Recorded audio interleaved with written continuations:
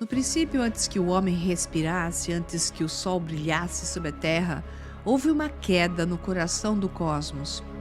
A sabedoria, Sofia, se moveu sem o consentimento do todo, e do seu ímpeto solitário nasceu um ser imperfeito, deformado em glória, mas cego em essência. Esse ser, chamado Demiurgo, o falso artesão, olhou para si e julgou ser o Deus Supremo. Na sua ignorância, moldou o mundo à sua imagem. Um mundo de matéria densa, cheio de engrenagens e limites. Não fez isso como dom, mas como prisão, e para manter a sua obra, gerou guardiões, obreiros invisíveis, os arcontes. São eles os carcereiros deste cosmos, os arquitetos de um labirinto feito de tempo, de ciclos e de ilusões. Cada estrela, cada planeta, cada zodíaco se tornou corrente, cada emoção de medo, inveja e dor se tornou alimento. E assim o mundo que você chama de realidade foi cercado por uma cadeia sem muros e sem portas, uma prisão tão perfeita que os prisioneiros raramente percebem que estão cativos. O Demiurgo declarou: "Não há outro Deus além de mim."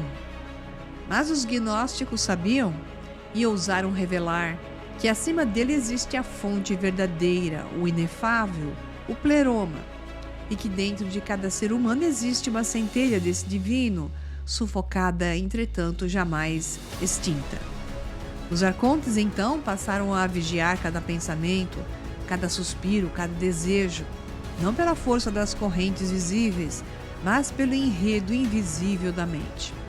E assim, geração após geração, o homem se esqueceu de sua origem e passou a tomar a prisão pelo mundo real. Disseram a você que a liberdade é o seu direito de nascimento, que seus pensamentos são seus, que suas escolhas diárias brotam da sua vontade? Mas e se a história que te contaram nunca tivesse sido a verdade?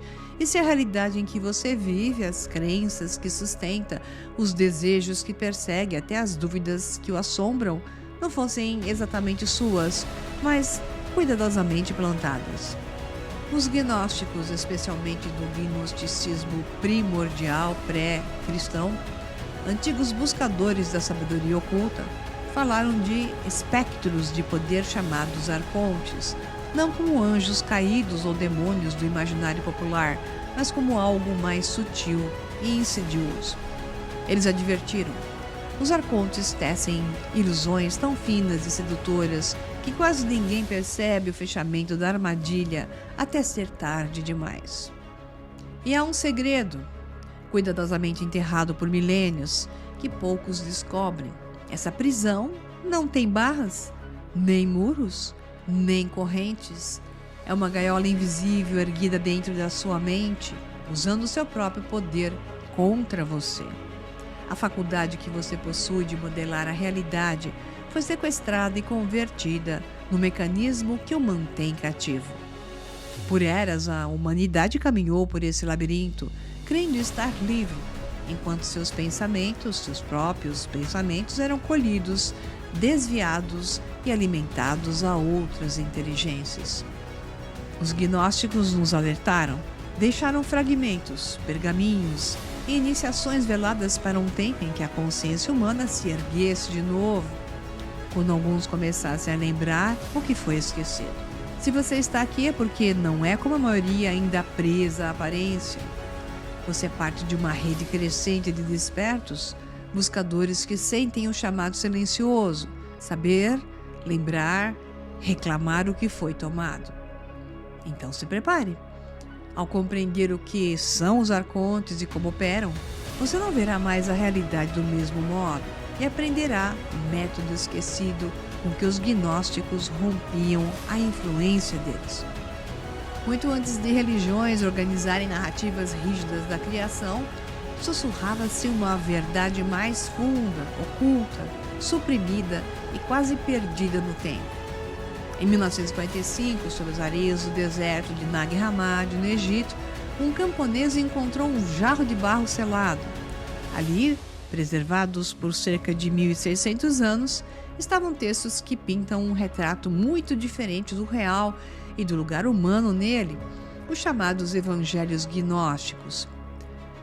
Eles revelam uma guerra cósmica invisível, não travada por exércitos, mas pelo controle da percepção, uma batalha silenciosa para separar a humanidade da fonte e fazer esquecer a centelha divina que carrega. Segundo esses escritos, o mundo visível não foi criado pelo princípio supremo, mas sequestrado por um poder menor, um demiurgo, um falso artesão que julga ser Deus. A tradição gnóstica narra uma tragédia cósmica iniciada antes do primeiro fôlego humano. Sofia, como já falamos, a sabedoria divina, teria agido sem o consentimento do pleroma, gerando um ser defeituoso, Yaldabaoth. Variações ortográficas aparecem nos manuscritos e novos nomes, mas esse é um nome recorrente, uma entidade leonina e serpentina de olhar relampejante, que se encontra constantemente nas catacumbas de Alexandria. Na sua ignorância, esse artesão cego convoca suas tropas de executores, regentes vinculados às esferas planetárias e aos ciclos do zodíaco, estendendo-se em algumas listas. 365 governantes dos dias, compondo uma máquina cíclica de tempo e repetição. Não são meros servos? São aplicadores do engano, arquitetos da prisão. O termo arconte vem de arcon, regente. Para os gnósticos não eram reis nobres, mas parasitas cósmicos, entidades para além do limiar da nossa percepção, se nutrindo de distorção, confusão e medo. Seu poder? Desviar e imitar, mentir e fazer sofrer. Eles não criam, eles copiam, não despertam, deturpam. O ponto crucial que os gnósticos entenderam é esse. Os arcontes não precisam controlar o mundo fora, se controlarem o mundo interior. Cada pensamento intrusivo, cada medo irracional, cada desejo fabricado que sussurra em sua consciência, e se parte disso nunca tivesse sido seu. Esse saber foi julgado perigoso. Bibliotecas foram queimadas, mestres silenciados, ainda assim fragmentos sobreviveram sobre camadas de dogma e hábito cultural. Por quê? Porque entender os arcontes é perceber como a realidade foi entortada e notar que muito do que chamamos normal, que é a corrida por status, a ocupação constante, as distrações e divisões infindáveis e etc., talvez não seja natural, mas engenharia psíquica. No núcleo, os gnósticos afirmam: em cada humano arde uma faísca do real intocável. O truque, então, é manter você dormindo, perseguindo miragens, esquecido de si mesmo e convencido de que seus pensamentos comuns são os seus.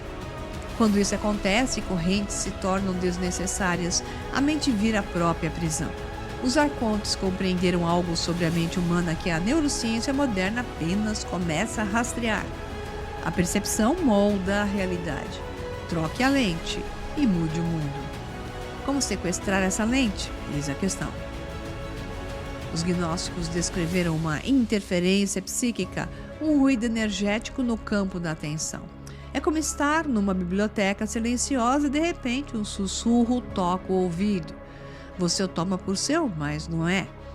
De onde veio o estouro súbito de autossabotagem? Você não consegue, você não vale a pena, desista, você é fraco, quem te disse isso? E por aí vai, um monte de colocações que vão desmerecendo e vão enfraquecendo aquele que ainda não está certo da verdade no mundo. Essas entidades operam por assinaturas emocionais: medo, culpa, inveja, vergonha, raiva, estados de baixa frequência que abrem portas na consciência. E não atuam apenas no indivíduo, elas modulam o campo coletivo, formatando cultura, sistemas, crenças, para que você ache que escolhe livremente enquanto caminha exatamente para onde eles desejam. Porque tantos caçam sem fim o que nunca sacia? Porque bilhões consomem, competem e comparam, supondo que a felicidade está lá fora, a um produto, a uma conquista ou a um relacionamento de distância. E se essa fome for programada? O método de controle é sempre simples: distração. Barulho interminável, como ocorre na política atual, na geopolítica, na economia. Conflitos fabricados em todas as áreas, como você já entendeu, inclusive no cômputo social, religioso. Desejos insaciáveis, a aparência, a projeção, a imagem. Quanto mais fragmentada a sua atenção, quanto mais exausto, dividido e hiperestimulado, mais fácil guiar e colher. É por isso que os gnósticos chamam os arcontes de parasitas energéticos. Eles não apenas manipulam pensamentos, colhem energia. Espirais de medo e rancor radiam exatamente o que eles consomem. E aqui está a armadilha dentro da armadilha. Querem que você lute sobre as sombras, bandeiras, rótulos, fetiches, sem jamais questionar a prisão. Querem que você fique sempre de lado de fora e nunca fique dentro de si mesmo, encontrando a si mesmo e a sua própria razão. A única chave que eles não alcançam é a sua consciência lúcida, a centelha, e essa é a sua obrigação de a resgatar. Se puderem te convencer de que ela não existe, você não a usará, e muitos já estão convencidos disso. Por isso não atacam apenas seus pensamentos, visam sua identidade. Que você se compare com os outros, duvide sempre do distinto, ou seja, se você não concordar com eles, não pode. Aquilo que brota em sua mente não vale. Que permaneça sempre buscando fora a igualdade, o mesmo, e o que só se encontra dentro é uma coisa que é única e ela não pode ser apresentada num mundo como esse, porque será esmagada. Mas essa é a sua chave para a sua libertação. Quando a humanidade lembra quem é, o encanto enfraquece. E é isso que os arcontes mais temem, que esse encantamento possa ficar a cada vez mais fraco. Mas como romper esse ciclo, esse padrão? Os gnósticos não propuseram uma cruzada externa, e sim um reposicionamento interno. O primeiro passo é voltar a enxergar a verdade, desvelar o que estava oculto e então passar a compreender. Prisões invisíveis dissolvem quando suas barras são vistas. O maior trunfo arcontiano é a invisibilidade. Sussurros que você crê, pensamentos, apetites que você toma por vontade. Observe. Suspender o juízo por um instante e testemunhar a própria ideia que surge. Mas quem a introduziu? A prática gnóstica clássica é a gnose, isto é, um saber direto, anterior ao discurso, uma atenção atrás dos pensamentos. Cada vez que você nota o impulso falso e não alimenta, a energia retorna a você. Os arcontes prosperam nas baixas vibrações, nas crenças cegas e ignorância extrema. Para deixar de os nutrir a partir de nossas ilusões e sofrimentos, recupere o estado presente, mão no peito, 3 respirações lentas, imaginando recolher tudo que se dispersou e te enfraqueceu. Para a corrente gnóstica, a energia é sagrada. Quando você redireciona, passa do estado daquele que alimenta o mal ao de intocável. A seguir, determinação sincera, o desejo real de saber a verdade e mudar por completo o conceito de mundo completamente falso em que viveu até agora, deve surgir com todo o vigor.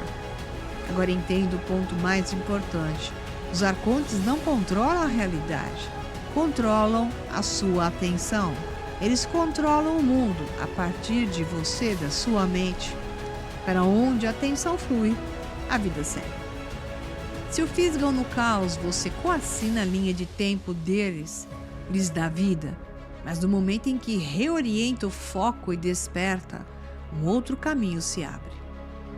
Cada pensamento escolhido com consciência, cada crença examinada, cada minuto de silêncio pleno é ato de rebeldia, uma revolução tranquila. Os manuscritos de Nag Hammadi, como no texto intitulado de Apócrifo de João, já alertavam. Os arcontes são mestres da aparência, criam cenários para manter as massas em ignorância. Eles invertem os símbolos, diluem práticas, cooptam tradições, porque a maneira mais rápida de manter alguém dormindo é dar a sensação de despertar. Para cada ensinamento genuíno surgem dezenas de versões pálidas, prontas para consumo, que desviam para ruas sem saída. O objetivo é evitar que você se conecte diretamente à fonte no íntimo. Aqui um paradoxo. Os arcontes influenciam, mas não criam. Engordam a simulação, mas não originam o verdadeiro. Seu poder depende de seu acordo, o consentimento inconsciente às histórias recebidas e, portanto, a exploração das mentes criativas. Rompa com a história, afrouxe o feitiço. E quando muitos o fazem, a linha do tempo coletiva se desloca, novas possibilidades emergem, e isso é tão evidente. E é isso que eles temem, que possamos escolher outra realidade. Mas para tal, precisa de ter conhecimento verdadeiro. Talvez você sempre tenha sentido que não cabia na moldura. Aquela intuição constante de algo não está certo. Esse chamado é o sinal. Ver o jogo, todavia, é só o início. É preciso saber sair dele. Os gnósticos legaram o mapa, lembrança, anamneses, atenção vigilante, nepsis, silêncio fecundo e recolhimento da energia. Em termos práticos, observar sem colar, respirar e recentrar, questionar a narrativa interna, buscar o ponto quieto atrás dos pensamentos. A partir daí as máscaras caem, mas só com o conhecimento mais profundo. Em Hans Jonas, a religião gnóstica, que é o nome do livro, The Gnostic Religion, se encontra a análise clássica do pessimismo cósmico gnóstico, sua crítica à ordem do mundo e à falsa soberania do demiurgo, um comentário essencial para compreender por que a prisão é descrita como cosmo e psiquismo. Kurt Rudolph enfatiza a via do conhecimento como libertação existencial, não mera doutrina. Elaine Pages mostra como nos primeiros séculos essas correntes foram contestadas e silenciadas, ajudando a entender por que tantos textos precisaram sobreviver no deserto. Em Mircea Eliade, especialmente na história das crenças e das ideias religiosas, vemos paralelos com correntes sapienciais pré-cristãs, como mitos de queda e retorno, ciclos e restauração do vínculo com o sagrado, que antecedem e informam o gnosticismo cristão. Em Gershon Scholem, embora trate da mística judaica, há ecos úteis sobre a linguagem, símbolo e criação que iluminam as tensões entre emanar e fabricar, centrais à crítica gnóstica do demiurgo. No fim, a prisão invisível só funciona se você acreditar nela e der força a ela.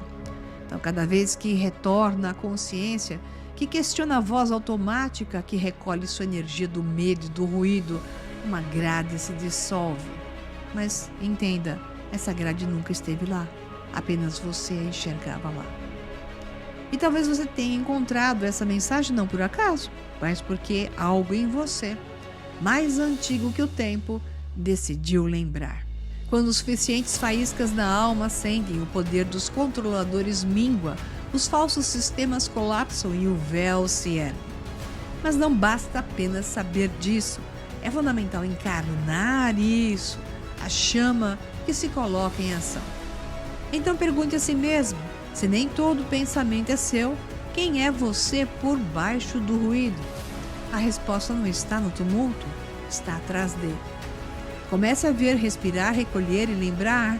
A partir daí, a jornada real começa. Eu estou certa de que esse vídeo servirá como impulso de recordação para os que já estão prontos para esse despertar. Se essa for a sua verdade, então me segue por aqui, pois mais vídeos, mais conteúdos como esse virão. Até mais!